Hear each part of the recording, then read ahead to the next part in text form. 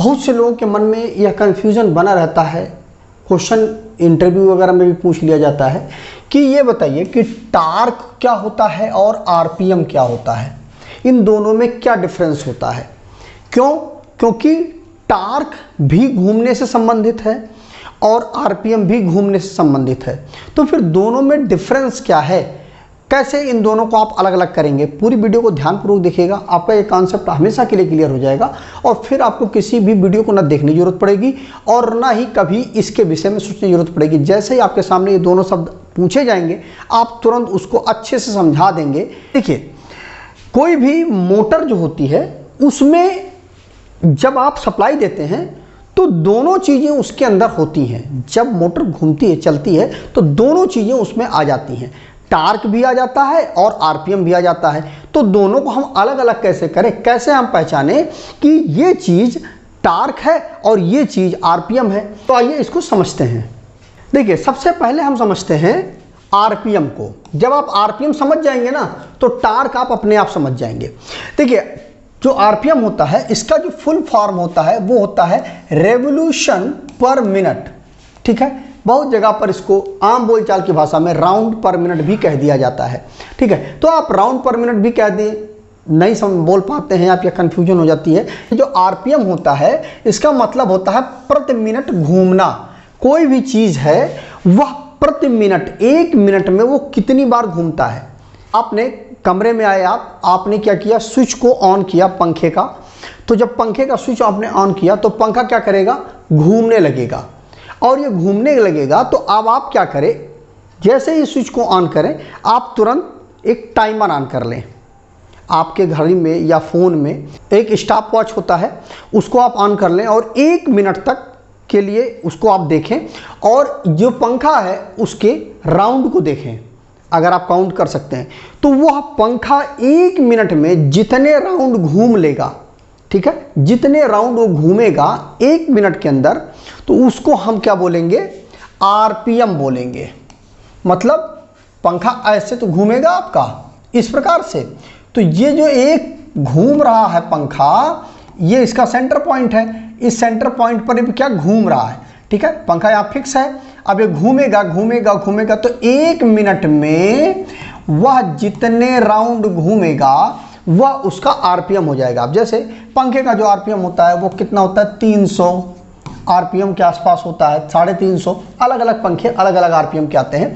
तो मतलब ये हुआ कि जो प्रति मिनट घूमना है पंखे का उसको हम आरपीएम बोलेंगे। या किसी घूमती हुई वस्तु द्वारा 1 मिनट में पूरे किए गए चक्करों की संख्या, मतलब कितना चक्कर वो घूम गई, उसको हम आरपीएम बोलेंगे।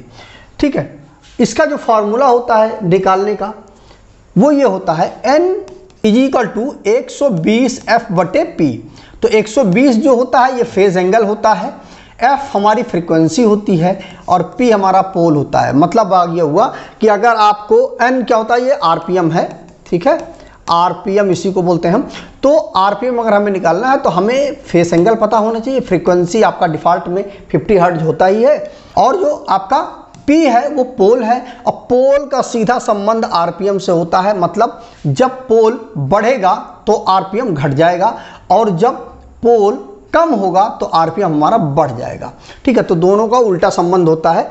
तो ये हो गया फार्मूला। अब आरपीएम को प्रति मिनट जो घूमना होता है उसमें नापा जाता है, जो आरपीएम होता है। उदाहरण के लिए यदि आप इसको रखें, जैसे हमारी मोटर जो होती है, जैसे जो हमारी मोटर होती है उसका जो आरपीएम होता है, उसके जो नेम प्लेट होती है आप देखेंगे उस पर लिखा हुआ होता है 1500 आरपीएम, 900 आरपीएम, 2800 आरपीएम, उस पर लिखा होता है। मतलब ये हुआ कि इसको आप इस फार्मूले पर रख करके निकाल सकते हैं। कैसे, एक एग्जांपल से मैं आपको दिखा देता हूँ। n = 120 × F/P ये फार्मूला होता है। 120 हमारा फेज एंगल है, इनटू जो फ्रीक्वेंसी है वो हमारे इंडिया की 50 हर्ट्ज फ्रीक्वेंसी है बटे। अब अगर, अच्छा एक चीज़ ध्यान रखिएगा, जो पोल होते हैं वो 2 के गुणक में पोल होते हैं, 2, 4, 6 इस प्रकार से होते हैं। अब हम मान लेते हैं कि जो मोटर है हमारी वो 4 पोल की मोटर है। ठीक है, तो 4 तियां 12, 0 आ गया और 3 × 5 = 15। 1500 आरपीएम आ गया, ठीक है। मतलब 4 पोल की जो मोटर होगी वो 1500 आरपीएम की होगी, जो 900 आरपीएम की जो मोटर होगी वो 6 पोल की होगी, 2800 आरपीएम की मोटर जो होगी वो 2 पोल की होगी, ठीक है।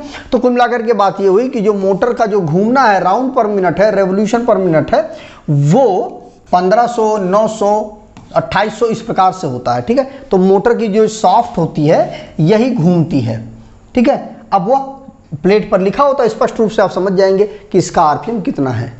तो इस प्रकार से आप समझ गए होंगे कि आरपीएम क्या चीज होती है। कोई भी चीज है वो घूम रही है तो जितना चक्कर वो घूमेगी 1 मिनट के अंदर, वही उसका आरपीएम होगा। अब आइए समझते हैं हम टार्क क्या होता है। तो देखिए, टार्क वह बल है जो किसी वस्तु को एक अक्ष के चारों ओर घुमाता है। मतलब एक अक्ष जो है, ये आपका अक्ष हुआ, सेंटर पॉइंट हुआ, इसके चारों ओर इस प्रकार से घुमाता है, ठीक है। चारों ओर घुमाएगा, उसको हम टार्क बोलेंगे, या घुमाने का प्रयास करता है। तो देखिए, आरपीएम जो होता है वो 1 मिनट में जितना चक्कर घूमेगा वह उपकरण, उसको आरपीएम बोलेंगे। लेकिन यह जो है एक बल होता है जो किसी वस्तु को एक अक्ष के चारों ओर घुमाता है या घुमाने का प्रयास करता है, उसको हम टार्क बोलते हैं। इसका जो मात्रक होता है न्यूटन मीटर में इसको हम नापते हैं। अब इसका एक एग्जांपल से आप अच्छे से समझ जाएंगे। देखिए, जब आप पेचकस से एक पेच को कसते हैं तो पेच पर एक बल आप लगाते हैं। पेचकस हुआ, आपने इस प्रकार से पेचकस लिया और इस प्रकार से आपने कसना शुरू किया, ठीक है। तो जब आप कसेंगे तो क्या होगा कि जो स्क्रू है ना वो तो घूमेगा, लेकिन कितनी ताकत से वो घूम रहा है, कितना उस पर दबाव, कितना पावर लग रहा है जिसकी वजह से घूम रहा है, तो उसको मतलब कितनी तेजी से वो टाइट हो रहा है स्क्रू, वो उसका टार्क होगा, ठीक है। जब उस पर टार्क होगा तभी तो वो टाइट होगा। तो कुल मिलाकर के पेज पर जो बल लग रहा है उसी को हम टार्क बोलते हैं, मतलब इसी को हम टार्क बोलते हैं। अब एक एग्जांपल ले लीजिए। देखिए, जैसे कि यह ट्रक है आपका। अब ट्रक में क्या है कि इसके ऊपर लोड रखा हुआ है। अब ट्रक पे मान लीजिए लोड रखा हुआ है, गिट्टी, मोरंग या कोई भी चीज लदी हुई है, तो इसके ऊपर लोड हो गया ना, बहुत ज्यादा इसके ऊपर दबाव है, लोड है इसके ऊपर। अब क्या है कि जब ट्रक को आप चलाएंगे तो आरपीएम अगर होगा, केवल आरपीएम, तो क्या होगा, चक्का में पावर नहीं होगी, ताकत नहीं होगी, ठीक है। अब क्या करेंगे कि उस जो ट्रक है उतना वजन लेकर के कब चल पाएगा, जब उसमें टार्क होगा। जब टार्क होगा, आप ऐसा समझो कि जो पिकअप होता है ना, बाइक होती है उसमें पिकअप होता है। पिकअप किसको बोलते हैं, टार्क होता है, उसको हम पिकअप बोलते हैं। ऐसा समझ लीजिए कि जितना ज़्यादा पिकअप होगा उतनी तेजी से, उतने पावर से आपकी जो बाइक है वो आगे जाएगी। ठीक उसी तरह से ट्रक में भी है। तो जब उसमें टार्क होगा, उसके चक्के में टार्क होगा, पावर जब लगेगी, वह चक्का जो है वो घूमेगा टार्क के साथ में। तो जो चक्का जितने पावर के साथ में ट्रक को आगे लेकर के जाएगा वो उसका टार्क हो गया। और जो चक्का है उस टार्क की वजह से जितने राउंड घूमेगा उसको हम आरपीएम बोलेंगे, ठीक है। मतलब क्लियर हो गया आपका ना कि मान लीजिए कोई ट्रक है, वो लोडेड है। अब वह ट्रक जो है पावर की वजह से, इंजन की पावर की वजह से टार्क जनरेट होता है, और उस टार्क की वजह से जो ट्रक है उसका चक्का जो है घूमता है, और जितनी पावर के साथ वो घूमेगा उसको हम टार्क बोलेंगे। और उस टार्क की वजह से ट्रक का पहिया जितना राउंड घूम जाएगा 1 मिनट के अंदर, उसको हम आरपीएम बोलेंगे, ठीक है। ये हुआ ट्रक के विषय में बात।